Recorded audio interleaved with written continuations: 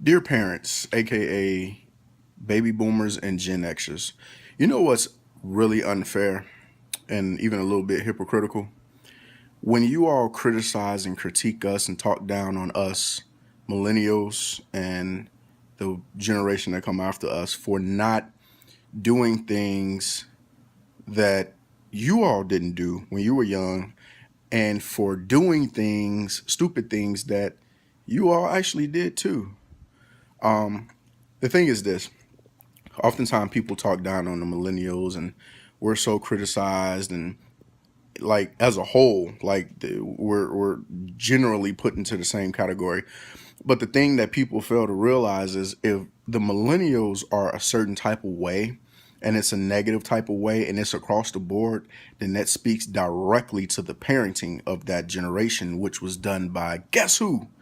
Your generation. So it's really not even about the blame game or playing the blame game. Like, it really shouldn't even be like generational wars or anything, because honestly speaking, we actually should be working together to get things accomplished. But at the same time, what's happening is the younger generations are being blamed for not knowing certain things, not being a certain way, not having work ethic and stuff like that.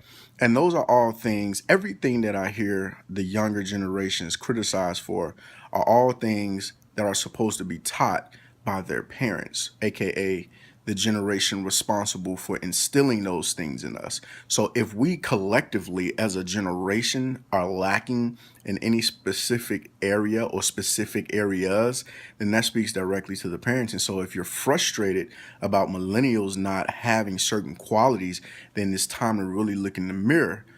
That's just where I think would be a really good place to start.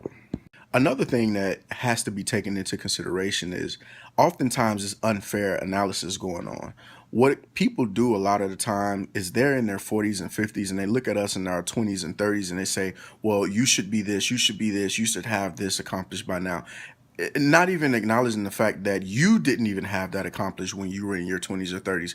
Let's just keep it real. A lot of the people that make these critiques and these criticisms against the millennials and the other generations, younger generations, you haven't even had it together for that long and you're in your 40s or 50s. So how can you, getting your stuff together in your 40s and 50s, critique me for not having it all together in my 20s or in my early 30s? That's just unfair. It's like you forget that, yeah, you had a process as well. You weren't always the way you are now either. So if you weren't always quote unquote perfect, or if you didn't always have it together, then why critique or why come down hard on the younger generation for going through pretty much the same process to get themselves together or whatever that you had to go through? And let's not also forget that when you were younger, the generation above you said the same stuff that you all say about us. So maybe we're not so different. That being the case, all of the warring and the videos that people make downing and just tearing down the younger generation should probably come to an end. Because at the end of the day, it's our generation and the ones that come after us that's going to carry on society. So instead of criticizing, maybe you all should be uplifting and investing in our generation. You know, it's always a whole lot easier to tear something down than it is to build something up. That's why oftentimes you'll see that it takes sometimes a year or so to build a building, but they can actually tear that same building down within a matter of a couple of days. Point being, if you see a problem with the younger generation or even a group of younger people or maybe even one specific younger person, if you see an error in the way they live in their life, if you see a problem or a flaw in that person, instead of sitting around and just talking about them, how about you do the commendable thing and talk to that person? How about you teach them? I hear it said so often, we don't know our history. That's true. A lot of us don't know our history. But the thing is, a lot of our parents don't know our history either. And a lot of our grandparents don't know our history. So it's not like we're just a lazy generation that just don't want to do anything. It's actually we're the product of a couple generations that fell off and had been falling off, and we're just the end result of it. And that's not to play the blame game, still not to play the blame game, but it is just acknowledging how we got to this point where we're at a generation of people who don't know their history and who are very violent and who is very impatient and all of the other stuff that has been said about us. A lot of the stuff which is actually true. But just like in any other crime, like when a crime occurs, the police don't just go to the scene of the crime and say, oh, well, blame the victim. No, they don't even just automatically name a suspect. What they do is they research and they work their way backwards and they figure out what sequence of events led to this day, this thing happening on this day, this place and time. And that's what we have to do if we're really going to try to fix the problem. But some people I know is not really concerned with fixing the problem. Some people are content with just sitting back, looking at the shorties on the block and saying, look at them, they stupid, they sag their pants. We didn't do that in our day. But at the same time, as I stated earlier, they forget that, they also did certain things that their parents was like, we didn't do that in our day.